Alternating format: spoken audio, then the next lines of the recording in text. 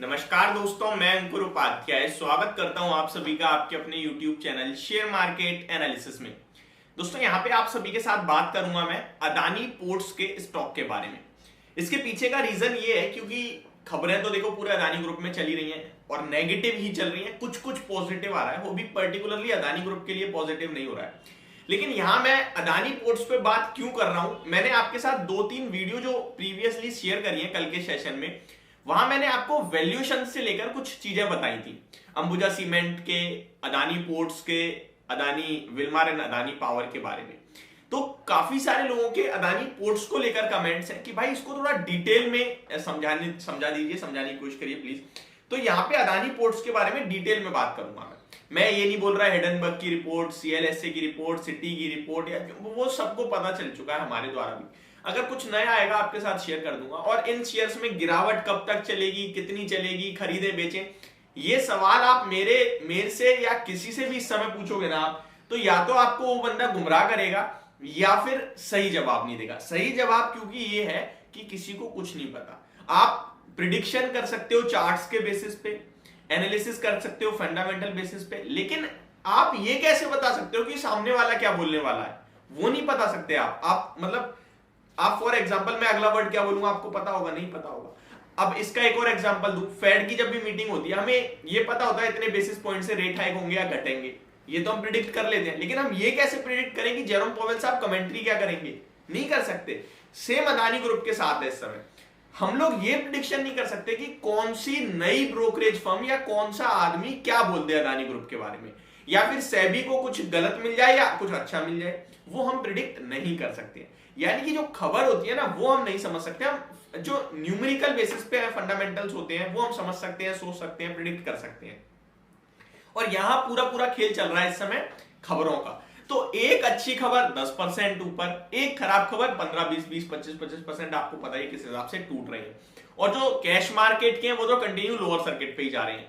तो ये मैं आपको इसलिए बता रहा हूं ताकि आप जो मतलब आपके मन में एक, जिसके पास है देखिए वो काफी ज्यादा डरा हुआ है इस समय, उसके मन में ये हो रहा है कि भाई यहाँ एवरेज कर लें। उसके दिमाग में दो चीजें चल रही हैं, एक एवरेजिंग चल रही है कि नीचे आया है मेरा प्राइस नीचे आ जाएगा और यहां से ऊपर आया तो फिर बड़ा मुनाफा हो जाएगा।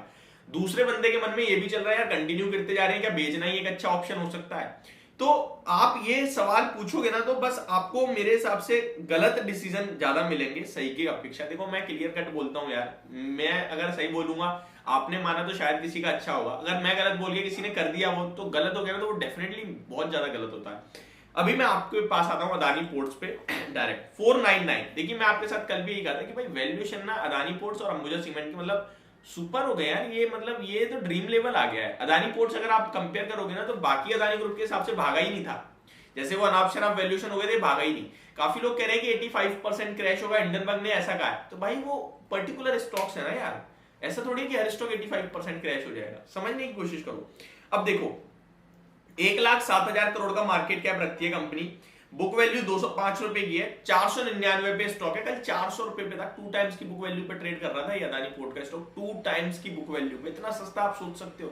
मिनिमम ये 3 to 4 टाइम्स पे ट्रेड करता है और वो आपके लिए 2 टाइम्स पे ट्रेड करने लगा था। हालांकि अब फिर से 2.5 हो गया है। रिटर्न ऑन इक्विटी 14.7% है, रिटर्न ऑन कैपिटल एम्प्लॉयड 11.2% है। बहुत अच्छा है, कोई दिक्कत नहीं दिखती यहाँ पे।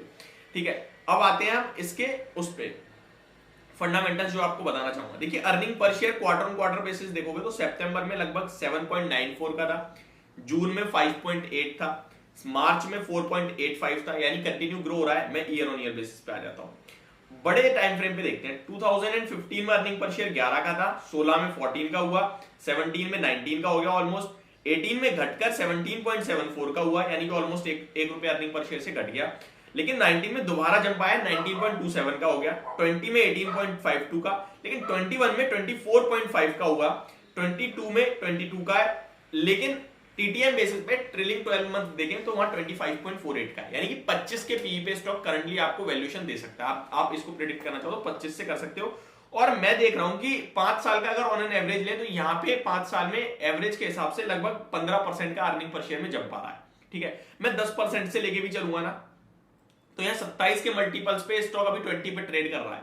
20 पे यानी कि 270 से इंटू 540 रुपए का भाव निकल के आ रहा है 20 के मल्टीपल से, जो अभी ट्रेड कर रहा है कंटिन्यू करंटली। अब आते हैं इसके मैं उस पर थोड़ी बैलेंस शीट देखते हैं कि कंपनी के पास कितने पैसे पड़े हैं, क्या है क्या नहीं है। शेयर कैपिटल काफी हेवीली घटा है और ये जितना घटता है उतना अच्छा रहता है। रिजर्व्स कंपनी के पास आप देखो 43,000 करोड़ के हैं, 43,000 करोड़ के। मार्केट कैप कितने का है? 1 लाख करोड़ का। रिजर्व्स कितने हैं? 43,000 करोड़।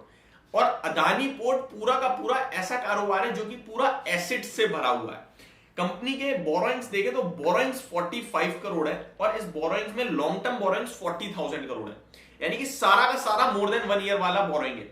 और शॉर्ट टर्म बोरोइंग केवल 2600 करोड़ का है। अगर मैं इसकी इन्वेस्ट फिक्स एसेट्स पे जाके प्लांट्स, मशीनरी एंड लैंड देखूंगा तो लगभग जो इसके पास फिक्स एसेट है टोटल तो आपको दिखेगा 65,000 करोड़ के, लेकिन मैं आपको लैंड, बिल्डिंग और प्लांट मशीनरी बताऊं तो ये ऑलमोस्ट 36,000 करोड़ की है। ठीक है, कंपनी के पास और भी मतलब आप देखोगे ना तो इन्वेंट्रीज लगभग कंपनी के पास अभी के हिसाब से देखूं मैं तो लगभग 455 करोड़ की समथिंग की पड़ी है। तो बहुत ही अच्छा, मतलब ये यहाँ ट्रेड रिसीवेबल्स लगभग 2300 करोड़ है, कैश इक्विवेलेंट लगभग 5800 है। तो कंपनी के पास पैसा ही काफी है, 50,000 करोड़ के समथिंग तो पैसा ही पैसा है कंपनी के पास, और मार्केट कैप पूरा 1 लाख का है। तो ये चीज ना मतलब आपको इतना सस्ता दिखेगी कि समझ में नहीं आएगी कि क्या करना चाहिए। ओवरऑल मैं यहाँ पे ये नहीं कहूंगा कि आप कल जाओ बाजार में मंडे को खुद ही खरीद लो। मैं आपसे ये कहूंगा कि आपके पास है तो वैल्यूएशन जो बताएगी बहुत महंगे हैं, अदानी पोर्ट्स में तो महंगे नहीं दिखते हैं। और अगर कुछ भी अच्छा होता है तो डेफिनेटली ये स्टॉक रिबाउंड करेगा और आपको अच्छे लेवल दोबारा दिखाएगा। ऑलमोस्ट ये भी आधा ही हो गया अपने हाईएस्ट लेवल से, बट यहाँ मुझे लगता है दोबारा जो विजिबल लेवल है वो 650-700 रुपए का लेवल होना चाहिए इस स्टॉक का। ठीक है, बाकी नीचे की बात करें तो देखिए जब खराब खबरें चल रही है, पूरा ग्रुप गिर रहा है, तो डेफिनेटली ये भी गिरेगा, काफी हैवीली गिर रहा है। तो फ्रेश बाइंग और फ्रेश सेलिंग दोनों ही अवॉइड करने की राय होगी। तो ये होगी मेरी वीडियो अदानी पोर्ट्स के स्टॉक को लेकर। होप आपको समझ पसंद दोनों आई होगी। Thank you so much for watching this video. Have a great day guys.